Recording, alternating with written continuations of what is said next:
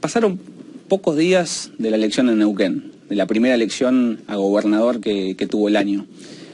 ¿Cuál es el mensaje político que queda después de esa elección? Que perdió la grieta. Creo que en Neuquén fue un mensaje claro de una parte de la Argentina que primero planteó la necesidad de que los neuquinos resuelvan el problema de Neuquén, que fallaron los pronósticos de la nacionalización de esa elección en cuanto a que se discutía si iba a ganar el candidato de Macri o el candidato de Cristina. Y en definitiva los neuquinos dijeron, bueno, vamos a resolver el problema nosotros, y lo resolvieron de la manera que entendieron que había que resolverlo, ¿no?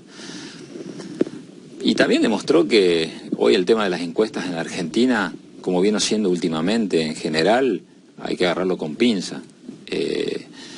Entonces, aquellos que planteaban un resultado nacionalizado con encuestas determinadas, hoy están planteando, bueno, ¿qué pasó?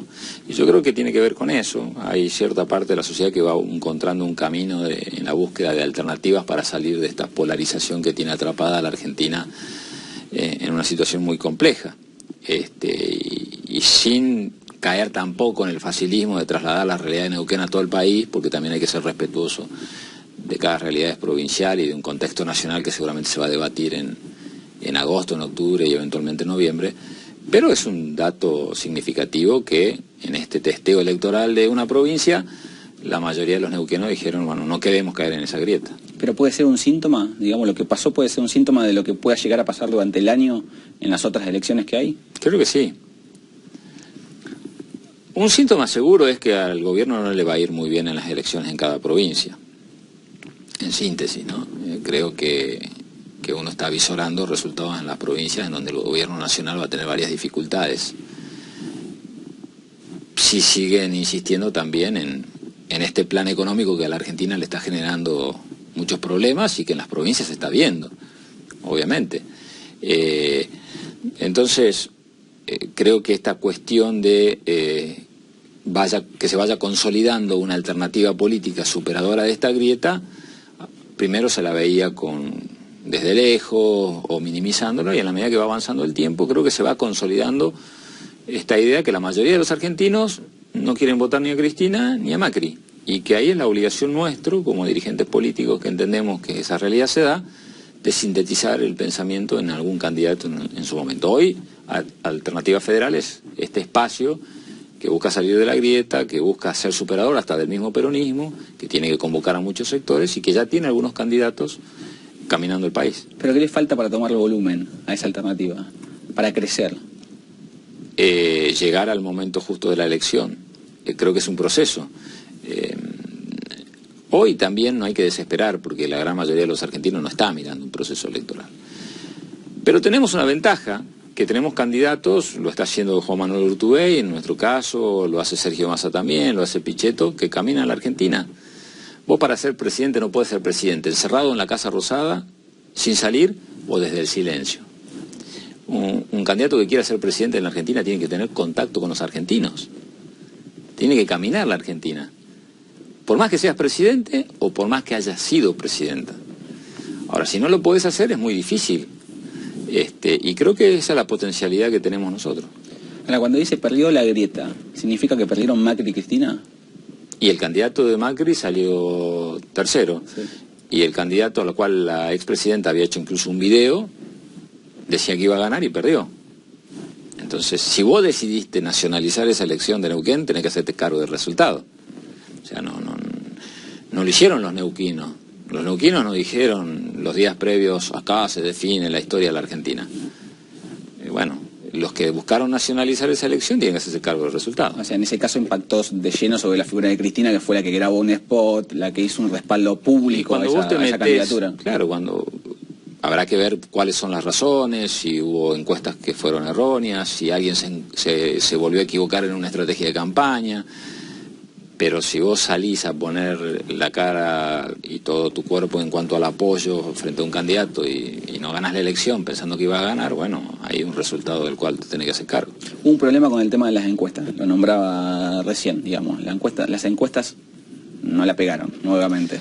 Es que curiosamente, mira, en la Argentina se da una paradoja. Después de cada elección se habla de la crisis de las encuestas, de la falta de credibilidad, se hacen programas enteros analizando eso, y viene la otra elección y se pretende definir la realidad de lo que va a pasar por encuestas que fracasaron. Entonces es muy loco lo que pasa en la Argentina. Entonces por eso yo digo que hay que tener mucha cautela sobre eso. Son datos, son trabajos, obviamente, que a veces están bien hechos o no tan bien hechos, pero que son indicativos de momentos, de circunstancias, y te tiene que servir para leerlo como eso. Ahora, si vos querés hoy definir lo que va a pasar en la elección de octubre por una encuesta de hoy, le va a cerrar, porque no va a tener nada que ver seguramente. Pero se sabe que dentro de la política las candidaturas se suelen definir también en base a los números que marcan las encuestas. O sea, quien más tiene intención de voto o mejor imagen positiva, es el que agrupa más voluntades. Entonces, si las encuestas fallan, es difícil generar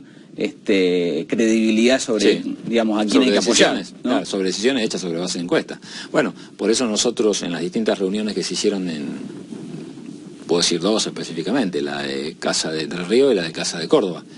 Allí los principales referentes políticos de este espacio y los gobernadores decidieron las PASO como el mecanismo de determinación de candidatos. O sea, si al momento de la presentación de listas en Alternativa Federal existe más de un candidato o precandidato, el mecanismo a utilizar para definir el candidato tiene que ser la PASO, porque lo que nosotros necesitamos hoy en la Argentina es mayor democracia en las instituciones. Hoy no hay nadie que con un dedo pueda decir este sí y este no. Y este espacio necesita ganar volumen, mayor participación de la gente, y me parece que no está mal utilizar la herramienta de las PASO para definir un candidato en el caso que llegue más de un precandidato. ¿No creen las candidaturas por consenso? Yo se lo pregunto porque obviamente Roberto Labaña, que es uno de los dirigentes que apareció en la escena política en el último tiempo, consenso sí. Pide consenso. Por consenso sí, por imposición no. O por condicionamiento tampoco. Por consenso quiere decir que todos se ponen de acuerdo en una candidatura. Una cosa es el consenso, otra cosa es el condicionamiento y otra cosa es la imposición. Por consenso sí. Por condicionamiento no y por imposición tampoco. ¿Pero cree que Roberto Labaña quiere imponer la candidatura? No. Por eso, digo, el consenso es un trabajo de abajo hacia arriba. Tenés que buscar un consenso y en determinado momento todos dicen, no, ya verdad, yo quisiera hacer, pero creo que aquel está mejor. Bueno, eso es un consenso. Condicionamiento es decir, yo soy sí y el resto no es. Yo creo que son procesos totalmente distintos. Creo que Roberto Labaña es un factor muy importante en este espacio, si decide jugar en este espacio. Creo que es un dirigente con mucha capacidad, con mucho para aportar, pero también hay otros dirigentes que han planteado desde un comienzo ser precandidatos. Sergio Massa, Juan Manuel Urtubey, Pichetto, puede haber otros de otros espacios que puedan venir, Tumini, de Libre del Sur. Si queremos enriquecer, no podemos cerrar hoy un candidato, si estamos invitando a otros sectores. Ojalá que pueda hacer lo que hizo Schiaretti en Córdoba, que acordó con el socialismo, con GEN. Ojalá que eso se pueda hacer también en este espacio. Y después, llegado el momento, analizar si las precandidaturas se sostienen, si hay una capacidad de hacer un consenso. Pero bueno, puedes hoy definir un candidato ya solo. Primero cuando las elecciones son en junio es el cierre de lista, y cuando hay candidatos que están recorriendo la Argentina. Y creo que hay que ser respetuoso también de ese esfuerzo que están haciendo varios de nuestros candidatos en recorrer la Argentina, en plantear las propuestas. Este es un proceso de construcción colectiva que está buscando una alternativa para el país, entonces hay que darle ese volumen. Lo que pasa es que parece haber como dos caminos, digamos. Quienes creen en la PASO como una opción para, digamos, encauzar qué candidato va a ser, y otro como Labaña, que lo dice públicamente, dice, bueno, yo soy candidato pero si tengo consenso. Está bien, pero eso vos no lo podés cerrar ahora. O sea, estamos en el mes de marzo y la presentación de lista es junio.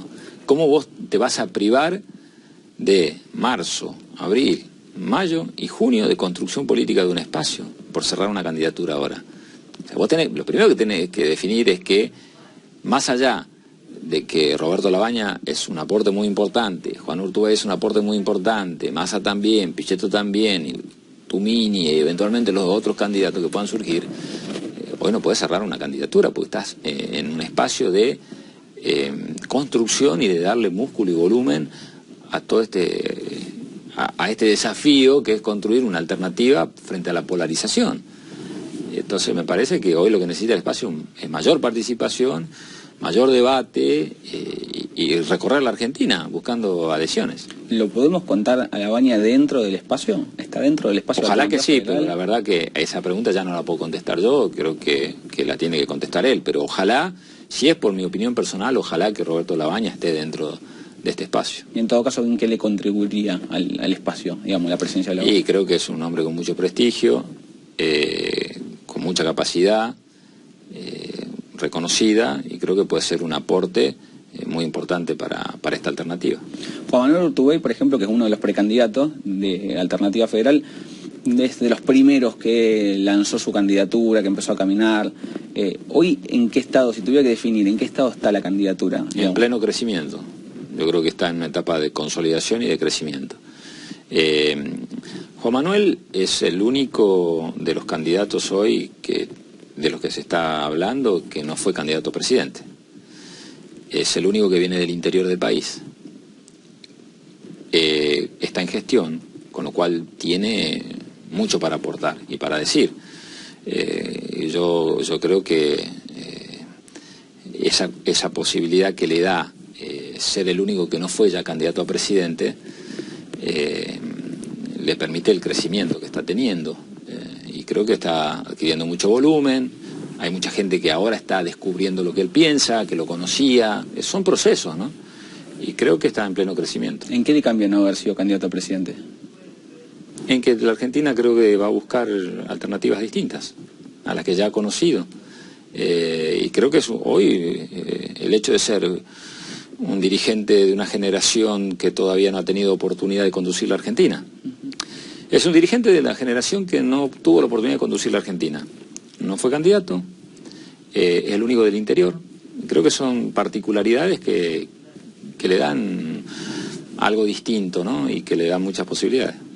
¿La unidad es posible hoy, después de los pedidos reiterados, sobre todo del lado del kirchnerismo, como por ejemplo pasó en el Congreso del PJ Nacional, que pidieron por los gobernadores, entre los que está Urtubey, claramente, y Sergio Massa, unidad para sellar un frente amplio? Habría que preguntarle ¿es posible o no es ¿no? posible? ¿Por qué Schiaretti? Y porque vos pregonás la unidad en un Congreso y en Córdoba lo primero que haces es plantar un candidato contra un gobernador. Yo creo que hay que hablar con la realidad. Me parece que lo que nosotros estamos hablando es algo muy distinto al acuerdo de dirigentes. Queremos que la Argentina tenga una alternativa política, queremos que el peronismo vuelva a ser creíble hacia la sociedad, tenés que llegar al 51% de los argentinos que te vote. O sea, si vos condicionás un proceso de unidad o de elegir una candidatura a Cristina Fernández de Kirchner, con todo el respeto que me merece ella como dirigente en cuanto a que tiene un caudal político importante, pero no creo que hoy sea una herramienta para ganarle a Macri. Me parece que, al contrario, creo que en el gobierno se pondrían bastante contentos en cuanto a poder disputar un balotaje, porque es reeditar la grieta que hoy está dándose en Argentina hace 3 años en cuanto a que el gobierno la vino alimentando también. Entonces, me parece que si queremos llegar al 51% de los argentinos que te voten, hay que darle a ese 51% de los argentinos que te voten una herramienta para votarte. Me parece que tiene que ser una alternativa distinta a lo que ya fue en la Argentina y que tuvo una etapa concluida. Pero cuando digo, desde el kirchnerismo, dicen van a ser funcionales, ese sector del peronismo, por ustedes, va a ser funcional a el triunfo de Macri, por no querer lograr la unidad. ¿Pero quién te puede decir funcional al triunfo de Macri? ¿Los que el 17 de octubre del 2015 inauguraban un busto de Perón con Macri? ¿Los que definieron una estrategia y que no consideraban que Scioli era el candidato ideal y lo llevaban pero a desgano? ¿Los que recién salieron a trabajar en el balotaje después de haber perdido la provincia de Buenos Aires? O sea, ¿quién hoy te puede decir ser funcional a Macri? O aquellos... Yo creo que ser funcional a Macri es seguir insistiendo con una estrategia en la cual Macri se sentiría cómodo para ir a una elección. Vuelvo a decir, me parece que lo más antifuncional a Macri, y a lo que Macri sí lo pone incómodo, es disputar con una alternativa política distinta, que nuclea peronistas, que nuclea otros sectores, pero que plantee también una renovación en el marco de una candidatura o de una alternativa de país por fuera de la grieta. O sea, lo más funcional para Macri es la grieta. ¿Hay que entender al peronismo como una fuerza separada del kirchnerismo? Digo, para ponerlo y que la gente lo pueda entender. A ver, hay peronistas trabajando dentro del kirchnerismo, como hay gente que no es peronista y no quiere al peronismo trabajando dentro del kirchnerismo.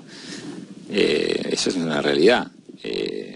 Y creo que hay peronistas hoy dentro del kirchnerismo que por ahí no han visto que pueda existir otra posibilidad, pero me parece que hay que superar ya esa discusión. Digo, porque... me parece que hay que superar la discusión peronismo y kirchnerismo para entrar en la discusión que hoy quiere la sociedad, que nosotros desde nuestra visión como peronistas del país hacia donde tendría que ir, tengamos la capacidad de abrir los brazos y entender, muchachos, la Argentina en este camino de sectarismos, que también obviamente lo lleva el gobierno, ¿no? De sectarismos, de peleas, no va.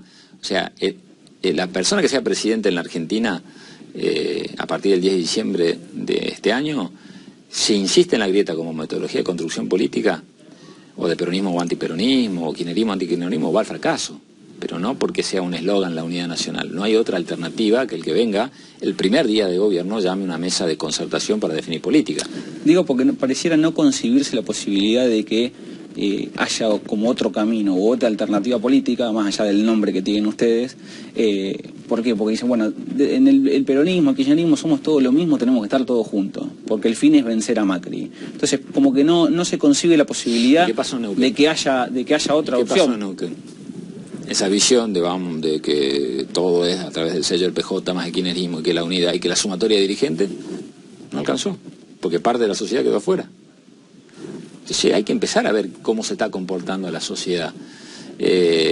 Si vos crees que la unidad nacional es la unidad de los dirigentes, perdiste la posibilidad como país. Si vos entendés la unidad nacional no como la unidad de los dirigentes de los partidos, sino realmente como algo en común que nos una y nos sintetice a los argentinos, independientemente de las identidades, nos va a ir bien como país.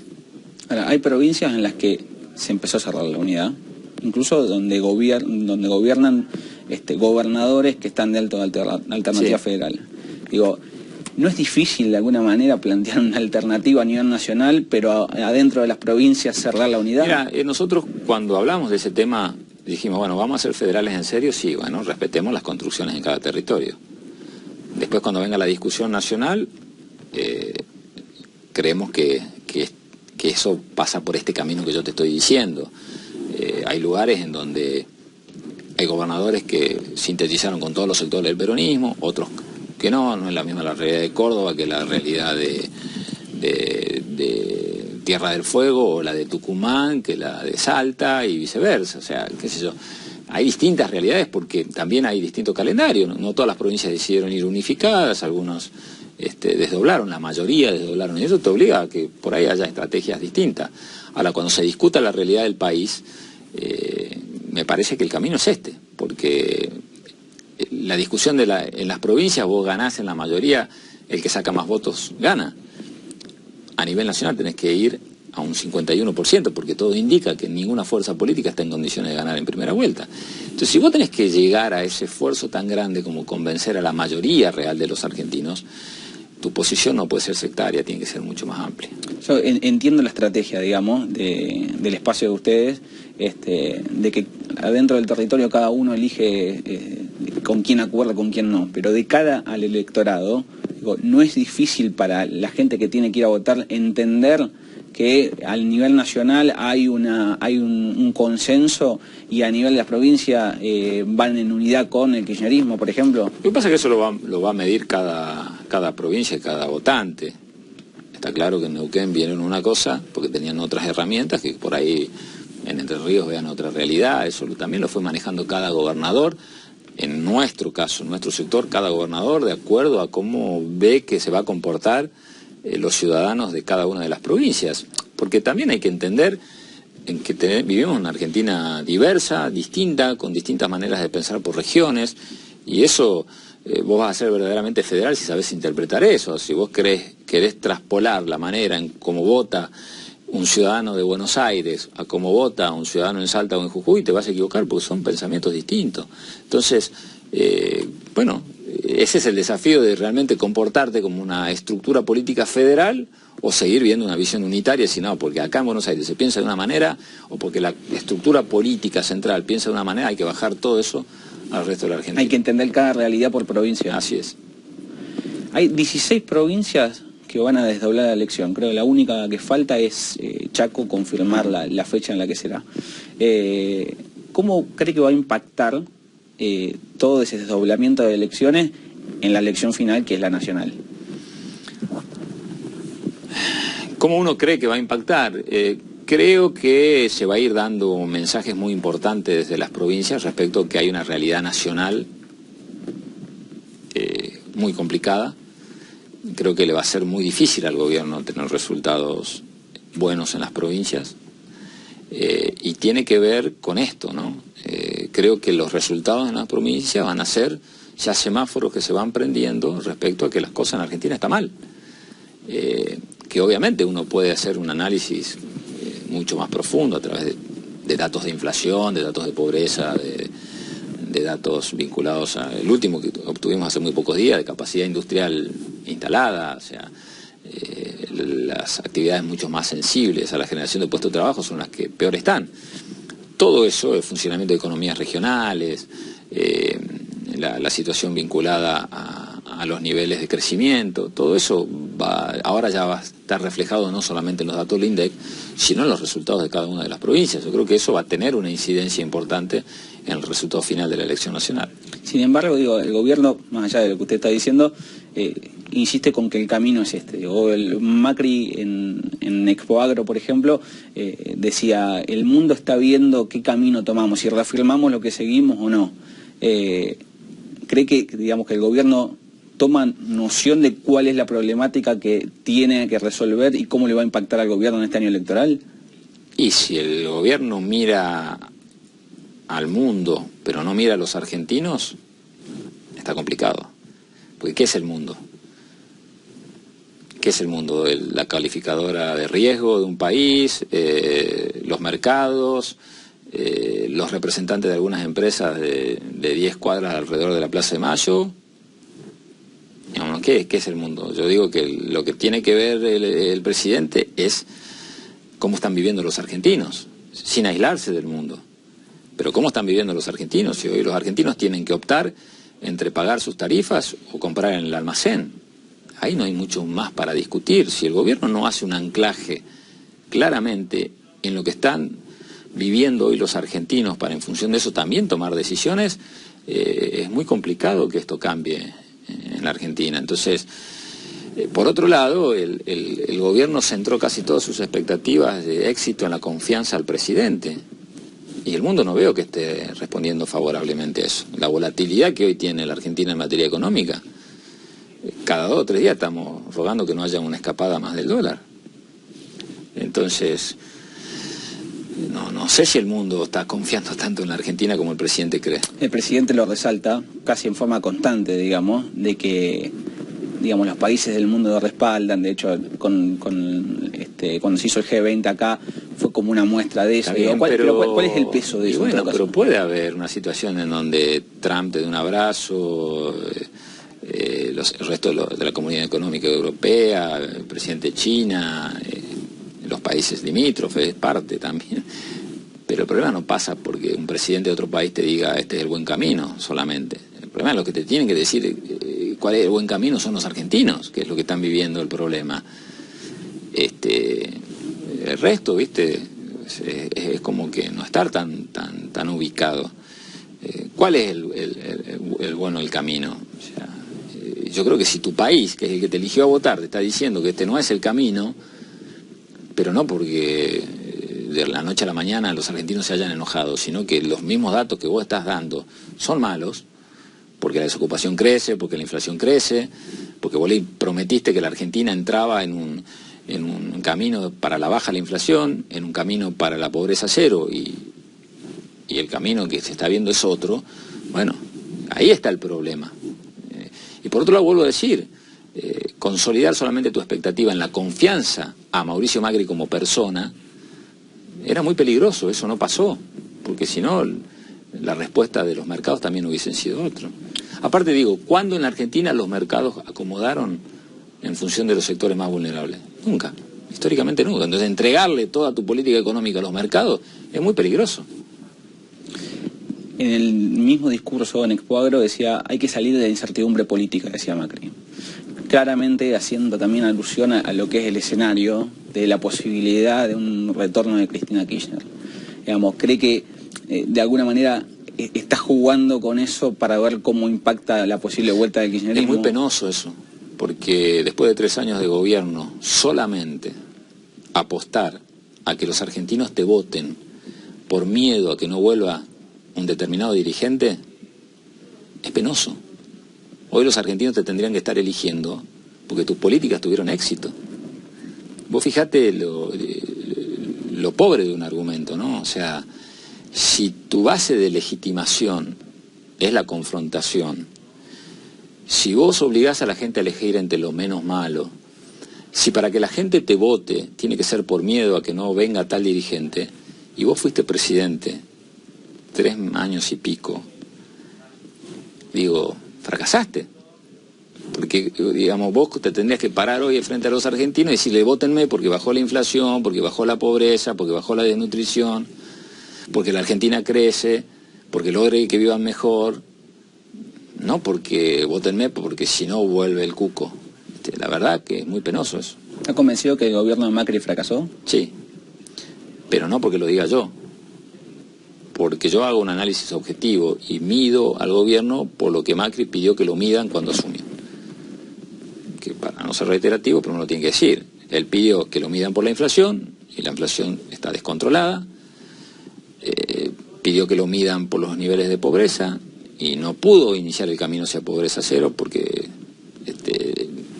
dentro de algunos días se va a dar los índices de pobreza, y todo el mundo está anticipando que está complicado eso también. Y aparte no hace falta estadística. Yo digo, en el interior por lo menos, nuestro manejo es el timbre de las casas nuestras. Y en nuestras casas tocan el timbre varias veces por día para pedir comida, para pedir aporte para los comedores. Entonces, y después Macri pidió que lo midan por la unidad nacional, y tenemos una sociedad más fragmentada que nunca, y la grieta sigue siendo una herramienta de la política. Entonces por eso digo que fracasó. ¿Hubo intentos de cerrar esa grieta? Por nuestra parte sí, y por eso nos tildaron de todo. Y nosotros dijimos que queríamos, mira, hay un discurso en el Congreso que dije que nosotros queríamos construir una alternativa para ganarle a Macri, pero no a costa de que el país se destruya o se caiga en 1000 pedazos. Y cuando este gobierno dijo hay que reinsertarse a los mercados internacionales y resolver el problema del default, aprobamos la ley, pero para que el gobierno vaya a buscar fondos para invertir, no para hacer la bicicleta financiera. Y cuando había que aprobar una reforma política acompañamos, y cuando había que dar la discusión y acompañar los presupuestos lo hicimos, porque queríamos dar gobernabilidad, porque sabíamos que si gobernábamos gran parte de las provincias y nosotros necesitábamos presupuesto en nuestras provincias, ¿cómo íbamos a boicotear? Imagínate lo que hubiese sido este país si nosotros votábamos el presupuesto en contra el año pasado. Si hoy con presupuesto estamos como estamos, sin presupuesto esto hubiese volado en 1000 pedazos. Entonces nosotros hicimos todo lo posible para cerrar la grieta. El gobierno lo que intentó claramente es seguir con esta grieta, pero está claro, por la debilidad de sus propias políticas, ¿no? ¿Perdió la oportunidad el gobierno? Sí, creo que sí. Teniendo este sector del peronismo que tantas veces se lo llamó dialoguista, por así decirlo, y que respaldó leyes como tan importantes como la del presupuesto, perdió una oportunidad el gobierno de poder salir adelante, de poder mejorar un montón de índices, por ejemplo el de pobreza, y ir tomando ciertas definiciones, sobre todo en el ámbito legislativo. Yo creo que sí. Para salir adelante, digo. Yo creo que perdió oportunidades. Y además se encargó, creo yo, y eso ya no me quiero meter en cuestiones internas de otras fuerzas o del gobierno, pero creo que está claro que aquellos dirigentes de Cambiemos, que tenían más perfil de entender de que había que generar puentes de diálogo y verlo de otra manera, son los que más aislados están hoy en el gobierno. Dirigentes que venían del peronismo. Y sí, algunos de ellos sí. Sí. Le consulto sobre el tema legislativo. con respecto al interbloque que tantas veces se habló que se va a generar entre el Frente Renovador y el bloque justicialista? ¿Eso es viable, es posible, se va a hacer, no se va a hacer? Por el momento decidimos trabajar en una mesa de coordinación parlamentaria que tenemos con Graciela Camaño, con los presidentes de los otros interbloques que integran Argentina Federal, y lo vamos a ir llevando de esta manera por el momento. Después veremos más adelante. ¿Hay posibilidad de acuerdo?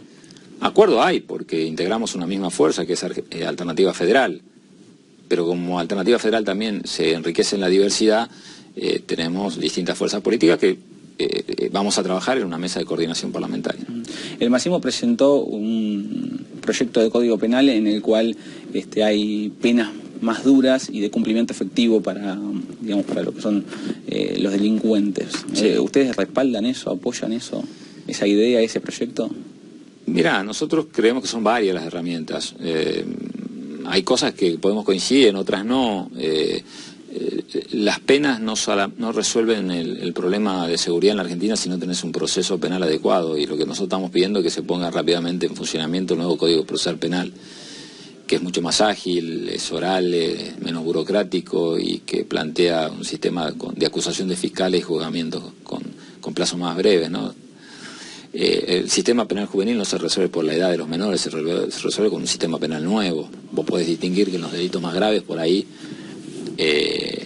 haya una disminución de edad a 15 años, ¿no? Ahora, si vos crees que bajando la edad a 14, pero con el mismo sistema penal vas a alojar a los chicos de 14 años en las mismas condiciones de un adulto, estás condenando a los menores a vivir en el delito toda la vida. Entonces me parece que es mucho más complejo que la edad. Lo que sí coincidimos que hay que discutir un sistema penal de menores o de responsabilidad penal de menores nuevo en Argentina. Pero ¿cuál es su posición con respecto, por ejemplo, a la baja de imputabilidad? Primero, un sistema penal nuevo con medidas alternativas y un abocamiento del Estado a la recuperación de los menores con medidas alternativas, en donde para los casos más graves, de delitos más graves como puede ser homicidio, violación seguida de muerte, secuestro, puede haber una baja de edad de responsabilidad a los 15, eso yo no me opongo, pero no en general, porque creo que las situaciones son distintas. Ahora, yo no estoy de acuerdo en bajar solamente la edad si no cambias el sistema. Porque si a mí me dicen que la solución es meter preso a un chico de 14 años en las mismas condiciones que hoy está un adulto de arriba de los 18, es realmente terrorífico, porque ahí sí vas a condenar, no vas a recuperar a nadie. A ver, en un proceso de un menor en formación, el Estado tiene que hacer todo para recuperar a ese menor, no puede bajar los brazos. Y trasladar hoy una situación de un adulto a un menor es bajar los brazos, porque sabemos que los adultos cuesta recuperarlos en estas condiciones. Y lo otro que hay que discutir con el gobierno es hasta qué punto va a ser los esfuerzos presupuestarios, porque bajar la edad de responsabilidad requiere establecimientos nuevos, gabinetes psicopedagógicos, inversión en personal, en estructuras, en tratamientos. Ahora, si el gobierno quiere bajar la edad y va a tirar la toalla en materia presupuestaria, ¿cómo se resuelve esto? En este tiempo, el gobierno ha hecho muy hincapié, sobre todo Mauricio Macri, Horacio Rodríguez Larreta también, en cuestionar a diferentes jueces porque motochorros que son agarrados infraganti duran pocas horas en las comisarías y salen. Digo, en ese sentido, ¿cuál es su postura? No, yo creo que hay que en ese sentido coincido en que la política de exhibición de prisión y de liberación de delincuentes tiene que tener un criterio mucho más uniforme en la justicia. Hoy es demasiado discrecional.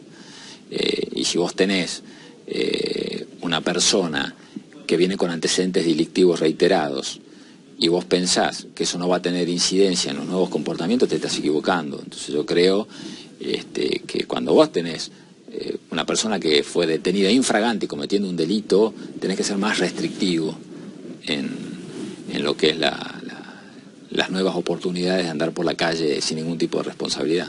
¿Se va a poder tratar el Código Penal este año? Veremos. Todavía no ingresó, ¿no? Todavía falta. Todavía no ingresó. Pero la intención es muy difícil. Que ingrese, a ver, obviamente. Ojalá se pudiera, pero parece la verdad que tendríamos que hacer todo un aporte de no llevar al terreno electoral un Código Penal, ¿no? El que quiera hacer elecciones con un Código Penal. El Código Penal es algo muy importante porque estás hablando de las penas restrictivas de la libertad, las definiciones de tipos delictivos. Meter eso en el marco de una campaña es complicado. Ojalá que lo podamos hacer, pero bueno. ¿Le da la sensación de que el gobierno lo quiere utilizar? Y mira, por ahí vos ves algunas declaraciones que te dan esa sospecha, ¿no? Pero no, ojalá que no. A ver, son temas necesarios. A ver, si el gobierno plantea que hay que debatir Código Penal, Sistema Penal Juvenil, yo estoy de acuerdo que hay que debatirlo y que hay que tratarlo. El tema es que tengamos todo el compromiso de no hacerlo de una cuestión electoral. Igual hay algunos que tienen miedo y dicen, no, el gobierno manda esto para tapar la realidad del país. Imposible. No hay tema que hoy pueda tapar la realidad de la Argentina. En eso yo creo y apuesto a los argentinos. Igual decían el año pasado, no, tira el aborto para tapar. Imposible. Imposible. Se demostró en Argentina que se puede debatir el aborto y se puede ver la realidad a la vez. Y yo estoy seguro que se puede debatir un código penal o un sistema penal juvenil y se puede ver la realidad, porque a los argentinos es imposible tapar la realidad ya hoy. Diputado, gracias por haber venido. No, gracias a ustedes.